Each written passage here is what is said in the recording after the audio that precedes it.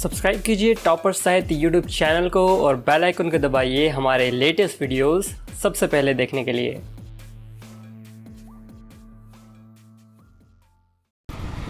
नमस्कार दोस्तों, मैं प्रदीप भारद्वाज टॉपर साहित्य चैनल पर आप सभी का स्वागत करता हूं। सभी को नमस्ते, सभी को राम राम। देखिए, आपका टाइम वेस्ट ना करते हुए चलते हैं आज पहले क्वेश्चन की ओर। पहला क्वेश्चन आपके सामने आ चुका है। मिसर बंधु विनोद का चतुर्थ भाग कब प्रकाशित हुआ? ऑप्शन नंबर ए 1913 ईस्वी, ऑप्शन नंबर बी 1934 ईस्वी, ऑप्शन नंबर सी 1915 ईस्वी, ऑप्शन नंबर डी 1929 ईस्वी। तो राइट आंसर क्या होगा, एक बार चेक कर लें फटाफट, देखते हैं किसका सही मिलता है। तो यहाँ पर देखिए सभी का आंसर लगभग सही जा रहा है और अपने आंसर को एक बार टैली कर लें। जिसका भी ऑप्शन नंबर बी वो क्या है सही, 1934 ईस्वी। देखिए चतुर्थ भाग कब हुआ? 1934 ईस्वी में प्रकाशित हुआ, जबकि पहले जो 3 भाग थे 1913 ईस्वी में प्रकाशित हुए। और कुल मिलाकर इसके अंदर कितने भाग थे? 4 भाग थे, 8 प्रकरण। ये भी आप दिमाग में रखेंगे। मिसर बंधु में 3 भाई आते हैं, गणेश, श्याम, सुखदेव, ये भी याद रखेंगे। ओके, हिंदी नवरत्न भी मिसर बंधु की रचना, ये भी आप याद रखेंगे। दूसरा, मिसर बंधु विनोद के रचनाकार कौन है? मिसर बंधु हैं। दूसरा, इसके मिसर बंधु विनोद के संक्षिप्त इतिहास का नाम क्या है? हिंदी साहित्य का इतिहास। ओके, ये भी आप याद रखेंगे। अगला क्वेश्चन है, गारसादा तासी द्वारा लिखित इतिहास ग्रंथ का नाम क्या है? Option number A the modern vernacular literature of Hindustan, या फिर annals and antiquities of Rajasthan, या फिर C a short history of Hindustan, ये लास्ट वन इस्तवार दलाल लिटरेचर एंदु हिंदुस्तानी। अब आपको उम्मीद है कि आप सही आंसर देंगे। बार बार वो चीजें आपको बताई जा रही है ताकि एग्जाम में आप अपना 1 नंबर पक्का कर सकें। अब सही आंसर को टैली कर लें एक बार। वेरी गुड, सभी का बिल्कुल सही जा रहा है। देखिए जिसका भी ऑप्शन नंबर डी मतलब घ वो क्या है, बिल्कुल सही है। फ्रेंच भाषा में लिखा गया था, ये आपको याद होना चाहिए, फ्रेंच या फ्रांसीसी। क्योंकि गारसादा तासी क्या थे? पेरिस में क्या थे? उर्दू के प्रोफेसर थे, ये भी याद रखें, कोई बताएगा नहीं आपको। ओके, और अगर गारसादा तासी की बात की जाए, इसमें पहले कवि का नाम क्या था? अंगद, जो कि आपको कहीं नहीं मिलेगा। एक्सप्लेनेशन अगर अच्छी लगी तो एक बार कमेंट कर दें, और जो भी साथी पहले पहुंच जाते हैं दिल से धन्यवाद। और आपका टाइम वेस्ट ना करते हुए चलते हैं अगले क्वेश्चन की ओर। अगला क्वेश्चन आपके सामने आ चुका है, देखिए इधर ध्यान से। सच्चे अर्थों में हिंदी का पहला इतिहास ग्रंथ कौन सा है? मिसर बंधु विनोद, या फिर हिंदी साहित्य का इतिहास रामचंद्र शुक्ल, या फिर the modern vernacular literature of Hindustan, या फिर भक्तमाल। तो यहाँ पर देखते हैं राइट आंसर किसका सही जाता है, और फटाफट आंसर करते रहें और देते रहें ताकि मैं भी आपका स्कोर बता सकूं। और अपना क्वेश्चन नंबर जरूर डालें। ओनली आपको लिखना है 23 या 22, तब आंसर देना, ना कि क्वेश्चन। कुछ साथी क्या करते हैं, क्वेश्चन लिखते हो 2-3, फिर उसको मुझे क्या करना पड़ता है, वो हेल्ड हो जाता है, आप देखेंगे तो दिखेगा नहीं आपको, इसलिए कम से कम शब्दों का प्रयोग करें। तो इसका राइट आंसर बिल्कुल सभी का सही जा रहा है। The modern vernacular literature of Hindustan को क्या कहा जाता है भाई? पहला इतिहास ग्रंथ माना जाता है। लिख लें, जिसका भी ऑप्शन नंबर सी है वो क्या है सही। ओके, अब चलते हैं अगले क्वेश्चन की ओर। अगला क्वेश्चन आपके सामने आ चुका है। हजारी प्रसाद द्विवेदी रचित इतिहास ग्रंथ कौन सा नहीं है? बताइए। हिंदी साहित्य की भूमिका, हिंदी साहित्य का आदिकाल, हिंदी साहित्य उद्भव और विकास। तो राइट आंसर क्या होगा, या फिर लास्ट है हिंदी भाषा का विकास। तो बताइए हजारी प्रसाद द्विवेदी के इन ग्रंथों में से उनका कौन सा ग्रंथ नहीं? तो यहाँ पर लगभग सभी का सही है, लेकिन 1-2 को कन्फ्यूजन है, उसको दूर कर लेते हैं। देखिए इसका राइट आंसर चेक कर लें। जिसका भी ऑप्शन नंबर डी मतलब घ वो क्या है सही। अब हिंदी साहित्य की भूमिका की बात करें, 1940 इसका समय रहा, ये भी आपको कई किताबों में नहीं मिलेगा। और दोनों ख और ग मतलब बी और सी जो ग्रंथ हैं 1952 में लिखे गए। कब लिखे गए? 1952, याद रखेंगे। अब चलते हैं अगले क्वेश्चन की ओर। Okay, point clear? Okay, very good. अगला क्वेश्चन आपके सामने आ चुका है। गारसादा तासी के इस्तवार दलाल लिटरेचर एंदु हिंदुस्तानी ग्रंथ का हिंदी साहित्य का इतिहास नाम से अनुवाद किसने किया? फटाफट कमेंट कर दें, किसने किया? डॉक्टर किशोरीलाल गोप, परशुराम चतुर्वेदी, डॉक्टर लक्ष्मी सागर वार्ष्णे, या नंद दुलारे वाजपेयी। यहाँ पर थोड़े से आप कंफ्यूज हो चुके हो, तो देखते इसका सही आंसर कौन देगा। देखिए किसी का दिमाग जा रहा है ए पर, किसी का जा रहा है सी पर, किसी ने तो बी और सी पर दिमाग दौड़ा दिया है। तो इसका राइट आंसर एक बार चेक कर लेते हैं। देखिए जिसका भी ऑप्शन नंबर कौन सा, फटाफट बताइए, जिसका भी ऑप्शन नंबर सी वो क्या है, सही, डॉक्टर लक्ष्मी सागर वार्ष्णेय। लेकिन लगे हाथों ये भी कमेंट कर दें कि इन्होंने कब उसका अनुवाद किया था, ये इंपॉर्टेंट और एग्जाम में आएगा। ठीक है, फटाफट कमेंट कर दें, फिर आगे बढ़ते हैं। फटाफट कमेंट करिए, देखते हैं कौन सही आंसर देता है। हाँ, very good very good. Okay, अब चलते हैं अगले क्वेश्चन की ओर। अगला क्वेश्चन आपके सामने आ चुका है। आचार्य शुक्ल का हिंदी साहित्य का इतिहास किस पुस्तक की भूमिका के रूप में लिखा गया?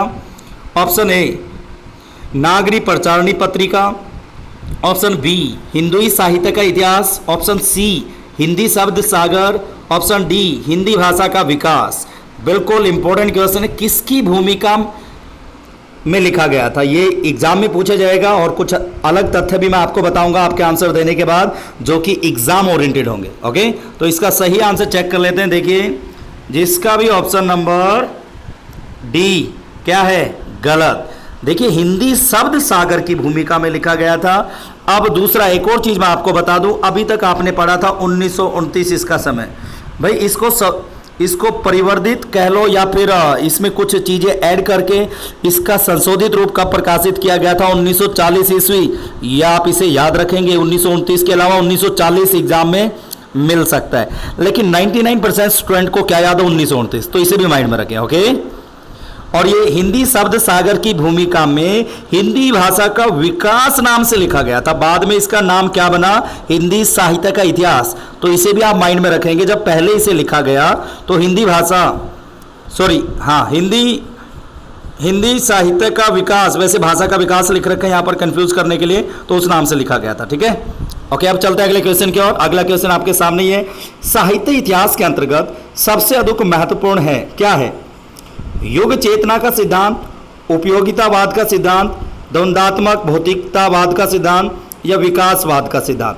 देखते हैं इसका सही आंसर कौन देता है। फटाफट कमेंट कर दें, एक बार फटाफट कमेंट कर दें, देखते कौन सही आंसर देगा इसका। अभी देखते हैं, फटाफट कमेंट कर दें एक बार, फटाफट कमेंट। तो यहां पर आपके सही आंसर को एक बार टैली कर लेते हैं। देखिए जिसका भी ऑप्शन नंबर कौन सा, देखिए यहां पर दिमाग से आपको रिप्लाई करना है। देखिए यहां पर आंसर जिसका होगा ऑप्शन नंबर ए, वो क्या है, सही, युग चेतना का सिद्धांत। देखिए साहित्य इतिहास के अंतर्गत सबसे अधिक महत्वपूर्ण क्या है, युग चेतना का सिद्धांत। लिख ले, इंपॉर्टेंट था, आप कंफ्यूज हो गए थे थोड़ा। अब चलते हैं अगले क्वेश्चन की ओर। अगला क्वेश्चन आपके सामने आ चुका है। साहित्य इतिहास के अंतर्गत सबसे अधिक विवादास्पद कार्य क्या है? रचनाकारों के जन्म स्थान में जन्म तिथि निर्धारित करना, या फिर रचनाओं की प्रामाणिकता सिद्ध करना, या फिर काल निर्धारण व नामकरण करना, या फिर किसी कृति का सही भाषा रूप निर्धारित करना। बताइए कौन सी जो चीज़ है साहित्य के इतिहास में विवादास्पद मिलती है हमें सबसे ज़्यादा? तो कमेंट कर देंगे एक बार और सही आंसर को टैली कर लें, क्योंकि कम टाइम में ज़्यादा आपको बताना होता है। देखिए जिसका भी ऑप्शन नंबर सी, वो क्या है, सही, काल निर्धारण और नामकरण। जैसे हम आदिकाल को लें, देखिए किसी ने कुछ कहा है, किसी ने कुछ कहा है, किसी ने चारण काल कहा है, किसी ने संधि काल कहा है, किसी ने वीर गाथा काल, किसी ने वीर काव्य। तो नामकरण की जो क्या है एक समस्या रहती है। ओके, अब चलते हैं अगले क्वेश्चन की ओर। अगला क्वेश्चन हमारे सामने है। साहित्य इतिहास में किस अंग का अध्ययन सर्वाधिक महत्वपूर्ण है? काल विशेष के रचयिताओं का, या योगीन प्रवृत्तियों परंपराओं व धाराओं का तटस्थ विश्लेषण, या फिर मत विशेष का प्रतिपादन, या फिर ऑप्शन नंबर डी पूर्व रचित इतिहासों का आलोचनात्मक अध्ययन। तो राइट आंसर क्या होगा एक बार चेक कर लेंगे। देखिए साहित्य इतिहास में किस अंग का अध्ययन सर्वाधिक, मतलब सबसे अधिक क्या है, महत्वपूर्ण है। तो इसके राइट आंसर को एक बार टैली कर लेते हैं। देखिए जिसका भी आंसर है ऑप्शन नंबर बी, मतलब वो क्या है, सही। कमेंट कर दें एक बार किसका सही है, फटाफट कमेंट कर दें। और स्कोर ऑफलाइन कमेंट करके ही बताएंगे। डेली 8 बजे आप आ जाया करो, आपको वीडियोस मिलती रहेंगी। और जो भी साथी दिल से सपोर्ट कर रहे हैं उनको दिल से धन्यवाद। और कमिंग सून मोर सीरीज, जैसे ही 1000 सब्सक्राइबर हो जाएंगे लाइव आऊँगा और आपको पढ़ाऊँगा बिल्कुल सीरीज से और स्टार्टिंग से। तब तक सभी को इंतज़ार करना पड़ेगा, मैं भी इंतज़ार कर रहा हूँ और हो सकता है आप भी मेरे लाइव आने का इंतज़ार कर रहे हो। कौन कौन चाहता है कि जल्दी से हमारे 1000 सब्सक्राइबर हों और टॉपर साहित्य जो चैनल है वो आगे बढ़े और प्रदीप सर भी यहाँ पर लाइव क्लास ले और आप उसका फ़ायदा उठाए? कौन कौन चाहता है, दिल से सपोर्ट करिए। कौन देखना चाहता है कि टॉपर टॉपर साहित्य जो चैनल आगे बढ़े और हिंदी की तैयारी यहाँ पर अच्छे से हो। फटाफट कमेंट कर दो और बहुत सारी चीज़ें आ रही हैं आपके पास, फटाफट बस इंतजार करते रहिए। हाँ जी, अगला क्वेश्चन, हिंदी साहित्य का आलोचनात्मक इतिहास के लेखक कौन है? नलिन विलोचन शर्मा, हजारी प्रसाद द्विवेदी, राम कुमार वर्मा या फिर राम विलास शर्मा। तो देखिए ये 2001 ये नेट में पूछा गया और वही क्वेश्चन हमारे क्या होता है दाएं बाएं एग्जाम में पूछ ले जाते हैं, तो ये वही कलेक्शन है जो आपका सिलेक्शन कराएगा। तो देखिए यहाँ पर क्वेश्चन नंबर 30 और इसका राइट आंसर एक बार चेक कर लेते हैं। देखिए वेरी गुड, मोस्टली सभी का सही जा रहा है और यहाँ पर थोड़े से कंफ्यूज हो चुके हो आप, लेकिन यहाँ पर राइट आंसर मैं बता दूँ। देखिए इसका क्या होगा, इसका राइट आंसर होगा ऑप्शन नंबर घ। क्या होगा? घ, सॉरी घ नहीं, राम कुमार वर्मा। देखिए जो राम कुमार नाम के होते हैं कोई भी, तो क्या करते हैं, आलोचना करने में एक्सपर्ट होते हैं। ओके, अब चलते हैं अगले क्वेश्चन की ओर। अगला क्वेश्चन आपके सामने है, देखिए यहाँ पर ध्यान से, आचार्य रामचंद्र शुक्ल ने आदि काल या वीर गाथा काल की अवधि क्या मानी? फटाफट कमेंट कर दें। देखिए 1000 से या ऑप्शन नंबर 1, 2 या सी या डी, फटाफट कमेंट करिए। क्वेश्चन नंबर जरूर डालिए कि 31 का क्या है आंसर, दैट्स इट, इतना ही डालना है। फटाफट आपका रिवीजन भी कराया जा रहा है, आपको समझाया भी जा रहा है, एक्सप्लेनेशन भी मिल रही है, तो इससे आपको कोई भी किताब उठानी नहीं पड़ेगी। तो इसका राइट आंसर चेक कर लेते हैं। देखिए जिसका भी है 1050 से 1375 विक्रमी संवत है। यहाँ पर आप एक चीज़ ध्यान रखेंगे कि ये विक्रमी संवत है ना कि ईसवी। यहाँ पर अगर ईसवी होता और एक और एग्जाम्पल आपको मिलता नीचे तो आप ईसवी पर टिक करते, तो याद रखेंगे विक्रमी संवत में क्या है, समय है। अब चलते हैं अगले क्वेश्चन की ओर। अगला क्वेश्चन आपके सामने आ चुका है, रामचंद्र शुक्ल के हिंदी साहित्य का इतिहास का प्रकाशन सबसे पहले किस नाम से हुआ? देखिए बातों बातों में आप इसका आंसर ले गए मेरे से और वहाँ पर गलती से निकल भी गया था, तो उम्मीद करता हूँ कि आप गलत नहीं करेंगे। तो फटाफट एक बार कमेंट कर दें, फटाफट आंसर दें और यहाँ पर लगभग सभी का सही जा रहा है। हिंदी साहित्य का इतिहास है या हिंदी साहित्य का इतिहास, दो बार रिपीट हो गया, सॉरी हिंदी साहित्य का इतिहास या हिंदी साहित्य का इतिहास या हिंदी साहित्य की पूर्व पीठिका या फिर हिंदी साहित्य का विकास। तो यहाँ पर राइट आंसर को चेक कर लेते हैं, जिसका भी ऑप्शन नंबर डी वो क्या है, सही। बातों बातों में वहाँ पर बता दिया था, ध्यान रखें। ओके, अगला क्वेश्चन आपके सामने आ चुका है। देखिए इधर, रामचंद्र शुक्ल का हिंदी साहित्य का इतिहास कब प्रकाशित हुआ? बताइए फटाफट कमेंट करके। यहाँ पर 4 ऑप्शन आपके सामने। देखिए इधर,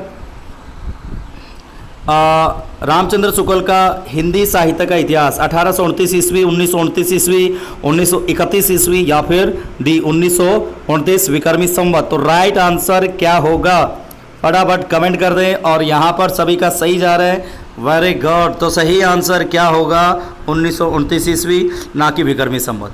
रही बात 1940 भी कहीं अगर एग्जाम में मिल जाए, 1929 ना हो तो 1940 के ऊपर टिक करेंगे, क्योंकि बाद में इसी का स्वतंत्र रूप से यही नाम रखा गया था, संशोधित और इसे परिवर्धित करके। और जो भी साथी यहाँ पर जुड़े हैं, दिल से धन्यवाद। ऑफलाइन कमेंट करके आप अपने स्कोर बताएंगे, जितने भी नंबर आपने लिए, और कोई भी सजेशन ऑफलाइन कमेंट करें, कोई भी फीडबैक है, किस टॉपिक पर क्लास आते हो वो भी कमेंट करिए। और कमिंग सून मोर सीरीज, काफ़ी सारी चीज़ें जो आपके लिए कलेक्ट कर रहा हूँ मैं, साथ दीजिए, बस साथ दोगे तो सब कुछ आपका होगा। ओके, जय हिंदी, जय भारत। मिलते हैं नेक्स्ट सीरीज में कुछ नई चीज़ों के साथ। Thank you.